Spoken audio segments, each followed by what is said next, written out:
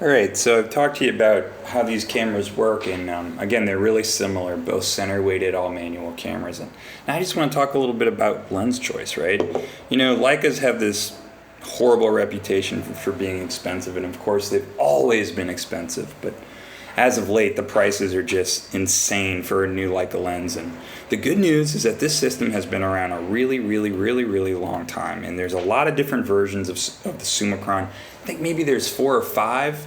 This one's a pretty special version. It's called the DR Summicron, and you can tell that by the top of it. And it has this weird little nipple section there. You see that with a ridge. And so there's some goggles that come with it that you can use it on an M2.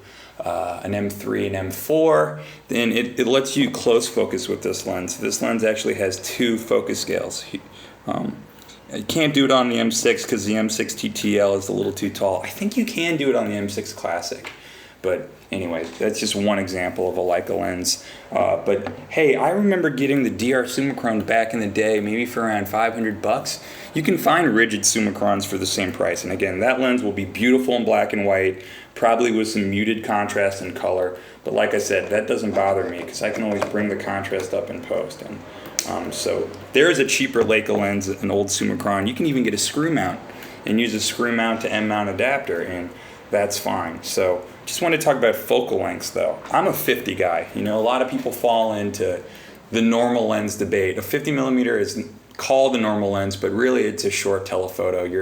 It's more like if you close one eye and you get a portion of that one eye closed perspective. And I think really a 35 or a 40 is closer to what you see. A 20 is much wider than what you see, but I've never been a fan of zoom lenses. And again, it's just kind of the way, I guess maybe my philosophy or the way I like to think about photography. When you shoot a certain focal length, it lets you master it. You learn the depth of field at any given aperture, at any given distance, and that's crucial if you're going to shoot a manual focus lens. You need to know how much depth of field you have so you can pre-focus and pre-visualize your shot. So here's another cheap Leica lens you can still find. This is a Minolta Rockcore 90mm f4. It's a little dusty right now. You think, oh, maybe 4.0 is kind of slow. Well, here's what I think. I think 4.0 at 90mm is the perfect amount of depth of field. The perfect.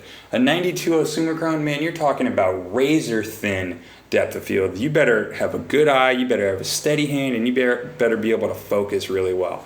94.0, it's perfect. The face is sharp. It's just a wonderful lens, and this isn't a one-trick pony. This thing, no distortion, you know, nice telephoto compression. In other words, it really is a transparent lens. You shoot a picture with this lens, and it looks like what you saw. I mean, the colors rip. This thing is high contrast, beautiful lens. And again, it just goes back to my opinion against zoom lenses. I have a zoom lens here, right? I have a 20, I have a 50, and I have a 90. And you know, a lot of people say, oh, well, you can't zoom, you're going to miss a shot. I've never understood that when I read about people online saying, I missed a shot because the camera didn't focus in this and that. It's like, you know, what are you talking about? How do you know that shot that you missed wasn't going to be crap? There's a good chance it was going to be crap anyway. I mean, yeah, you miss shots. That's part of photography. But what does that mean? I mean, was that going to be the next shot, the best shot of your life that you missed? You know, I don't get that. And with film, you don't shoot 1,000 shots, right? You get a roll of 24 or 36, so you're very selective. So you miss shots on purpose with film because you can't afford to take 1,000 pictures. So what do these lenses look like deployed? Well, I got this old school cool lens hood, and I don't use filters. I just use that to protect the lens. The 90 I don't use that much. Again, the 90 I use for portraiture, maybe some landscape, to isolate things. So it's really easy to pre-visualize when you know what focal length you're using. And again, that's my entire kit setup. I'm pretty happy. The only digital camera I'm thinking about adding to my repertoire is a Fuji X100S, just because I think it's built in the same line with these cameras. Shutter speed dial, aperture dial, fixed focal length. You know, learn the camera, learn what it can do, learn what it can't do. Don't complain about what it can't do because, of course, you know the camera. And that's what I think is really special about these cameras. They force you to focus on photography. You know, they're very transparent. If you miss focus, it's your fault. If you miss exposure, it's your fault. And that's a learning experience. You're gonna make mistakes and you're gonna learn. The one last thing I'll say about the Leica, I don't find it that wieldy of a body. It's kind of just a freaking brick. So I have a grip that I think is crucial to actually holding this thing comfortably. And it doesn't really add much size or weight, and that's it. That's what the Leica looks like when it goes out outdoors. The Nikon, you know, it just looks just like that. And that's pretty much it. So, you know, maybe I'm sounding preachy, but I'm a big fan of the pre-visualization, pre-focus. And for those moments that are a fleeting second, man, if you're already pre-focused and stop down, all you got to do is put the camera to your eye and push the button.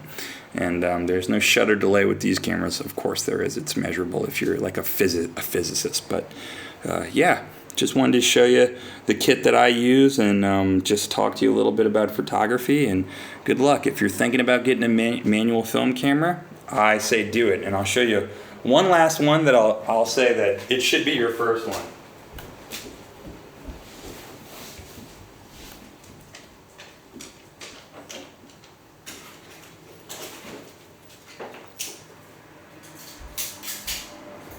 And that is the one and only Pentax K1000. I got that camera for $10. $10 with the 52 lens. That lens is fantastic. I love it. You can throw that camera into the wall. Again, same setup. Look at that. Shutter speed dial, shutter dial, rewind knob. That's all you need in life. Okay, you guys have a good one. Again, if you have any questions, put them in the comments and I'll answer them. Bye.